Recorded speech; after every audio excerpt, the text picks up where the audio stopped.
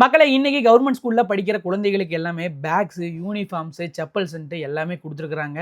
ஆனா குடுத்த விஷயங்கள்ல ஒரு தரமான சம்பவம் நடந்திருக்குதுங்க.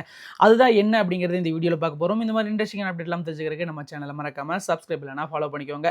மக்களை இப்ப சம்மர் லீவ் எல்லாம் முடிஞ்சு ஒரு 2, 3 நாளைக்கு முன்னாடி தான் ஸ்கூல் எல்லாம் ஓப்பன் ஆச்சு. இப்ப கவர்மெண்ட் ஸ்கூல்ல படிக்கிற குழந்தைகளுக்கு எல்லாம் யூனிஃபார்ம் குடுத்துருக்காங்க, பேக்ஸ் குடுத்துருக்காங்க, செப்பல்ஸ் எல்லாம் குடுத்துருக்காங்க. அதுவும் குறிப்பிட்டு சொன்னா இந்த ஸ்கூல் பேக்ஸ் எல்லாம் இருக்கு இல்லையா? காலம் காலமா பார்த்தீங்கன்னா இந்த ஸ்கூல் பேக்ஸ் எல்லாம் குடுத்துட்டு வரும்போது அதுல பார்த்தீங்கன்னா முதல்வர் அவர்களோட புகைப்படம் எல்லாம் போட்டிருப்பாங்க. அம்மா பீரியட்ல கூட பார்த்தீங்கன்னா அம்மாவோட புகைப்படம் போட்டிருந்தாங்க. இப்ப டிஎம்கே பீரியட்ல பார்த்தீங்கன்னா ஸ்டாலின் அவர்களோட படமெல்லாம் இருந்துச்சு. ஆனா இப்ப குடுத்த பேக்ஸ்லாம் பார்த்தீங்கன்னா எந்தவித படங்களுமே கிடையாதுங்க. தமிழ்நாடு அரசோட சின்னம் மட்டும் தான் இருக்குது. அது மட்டும் இல்லாம கீழ ஒரு திருக்குறள் இருக்குது. அதுக்கு கீழ பார்த்தீங்கன்னா கலைஞரோட வாசகம் ஒண்ணு இருக்குது. நான் இந்த நியூஸை எப்படி எடுத்துக்கிறேன் அப்படின்னு கேட்டீங்கன்னா, கண்டிப்பா இந்த பேக்ஸ் எல்லாம் பார்த்தீங்கன்னா டிஎம்கே பீரியட்ல தான் அடிச்சிருப்பாங்க.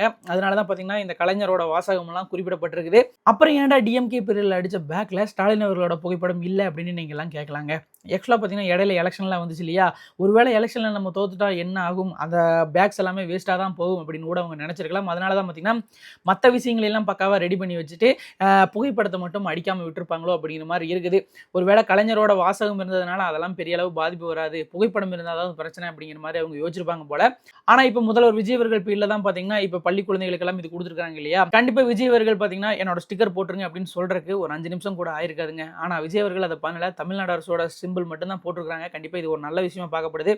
அதாவது அரசு உதவிகள் எல்லாம் நம்மளுக்கு கிடைக்கும் போது பாத்தீங்கன்னா அதுல எக்கச்சக்கமான தலைவர்களோட படங்கள் தான் போட்டு நம்மளுக்கு வருதுங்க. அதாவது அப்போதைய முதலமைச்சரோட படம் போட்டு தான் நம்மளுக்கு எல்லாத்துக்குமே கிடைச்சிட்டு இருக்குது. அதை நிறைய பேர் அழிக்கிறதுக்கு பெரும்பாடுபட்டு இருக்காங்க இல்லையா? இப்போ பாத்தீங்கன்னா அந்த மாதிரி புகைப்படங்கள் இல்லாமே நம்மளுக்கு வருது. இது வந்து கண்டிப்பா வரவேற்க வேண்டிய விஷயமா தான் நான் பார்க்குறேன். அதே மாதிரி ஸ்கூல் புக்ஸ்ல எல்லாம் பாத்தீங்கன்னா அரசியலமைப்பு சட்டம் அப்படின்னு சொல்லிட்டு 1 பேஜுக்கு கொடுத்துருக்காங்களாம். அதுவும் பாத்தீங்கன்னா எல்லாத்தினாலையும் வரவேற்கப்பட்டு வந்துட்டு இருக்குது. இந்த வீடியோ பார்க்குற நீங்க சொல்லுங்க, அரசு இலவசமா நமக்கு கொடுக்குற பொருட்கள் எல்லாமே முதல்வரோட படங்கள் வந்து பொறிக்கப்பட்டு தானே வருது. இதெல்லாம் சரியா? அதாவது நம்ம காசுல தான் பாத்தீங்கன்னா அரசு இந்த விஷயங்களை எல்லாம் செய்றாங்க இல்லையா? அதாவது நம்ம வரி கட்டுற பணங்கள்ல தான் அரசும் நம்மளுக்கு நிறைய விஷயங்கள் செய்றாங்க. அதுல பாத்தீங்கன்னா முதலமைச்சரோட படங்கள் வர்றது சரியா? இதை பத்தி நீங்க என்ன நினைக்கிறீங்க? அண்ட் விஜய் அவர்கள் வந்து இந்த படம் போடாம ஒரு பேக் கொடுத்துருக்காப்ல. இதை பத்தி உங்களுக்கு கருத்து என்ன அப்படிங்கிறதையும் கமெண்ட் பாக்ஸ்ல மறக்காம கூட ஷேர் பண்ணிக்கோங்க. இந்த மாதிரி இன்ட்ரெஸ்டிங்கான அப்டேட் எல்லாம் உடனுக்குடன் தெரிஞ்சுக்கிறதுக்கு நம்ம சேனலை சப்ஸ்கிரைப் இல்லைனா ஃபாலோ பண்ணிக்கோங்க.